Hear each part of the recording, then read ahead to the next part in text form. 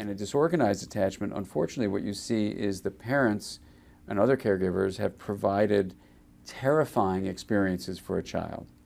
And these can be in the form of just parents looking terrified themselves. So because of our whole system of mirror neurons, we soak in what we see in others. So if I'm a baby and you're feeling frightened and confused, I get frightened and confused just by your fear. And that in itself can create a dissociated state, a fragmented internal sense of self. The other example would be if you were actually abusing me emotionally, physically, sexually, and I would develop a dissociative condition as well.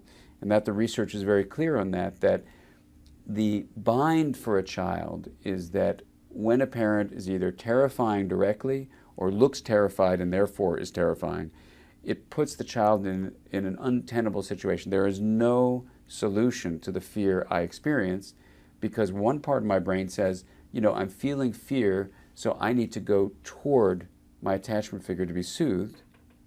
But another part of my brain says, I'm feeling fear, I need to get away from the source of terror. So one part says, go to my attachment figure, the other part says, go away from my attachment figure, and there's no solution. There's literally no solution.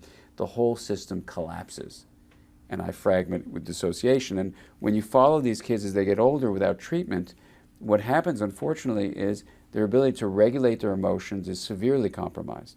So if I feel angry, I can't calm it down. I can't make a separation between my impulse and my action. So there's a lot of acting out that is taking the inward world and acting it outwardly. There's also a feeling of inability to understand other people, and I get very disrupted by other people's emotions. So I can have a lot of trouble having intimate relationships that give me a sense of comfort and safety. And I may misinterpret people's reactions because the way the mirror neuron system, we believe, works is it learns from experience. So for example, if I've been abused as a child or terrified by my caregivers, and I'm just interacting with someone as an adult and that person raises her hand, well, if I never was abused, I might interpret the meaning of this raised hand as they're waving hello or asking a question or flagging a cab. But if I've been abused, my mirror neuron system automatically interprets the intention behind an action. And therefore, this action is I'm going to be struck by this person I'm talking with. So my action at that point is in my own brain. I develop a constant vigilance for are things safe or unsafe. And I'll interpret this as unsafe. And once I interpret it as unsafe, instead of being receptive to what the other person is saying, I become reactive. And when I become reactive, I go down one of three roads. I either feel totally hopeless and helpless, I can't do anything, and I freeze. It's one response.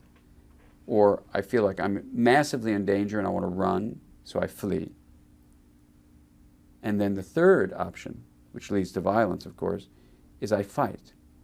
That within seconds, I interpret this act as a violent act. I go from receptivity to reactivity. I then have a choice of these three options. Am I helpless? No. Am I going to flee? No. Then I'm going to fight.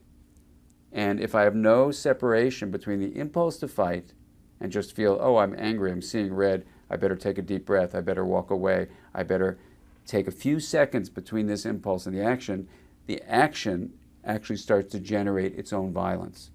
Because once I enact a violent behavior, then my whole system is put on alert that I'm engaged in a fight.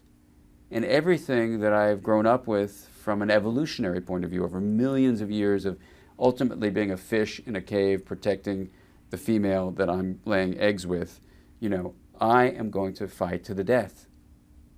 And it becomes a matter of life and death. It's not just about this, 100-year life I have.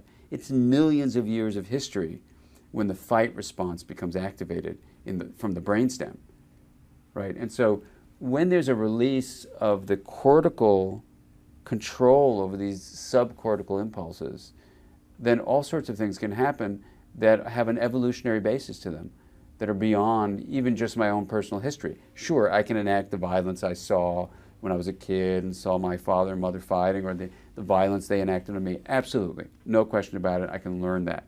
But I also have a whole brainstem fight response that I didn't need to learn anything about from anyone else, but millions of years of genetic sculpting that have shaped my nervous system.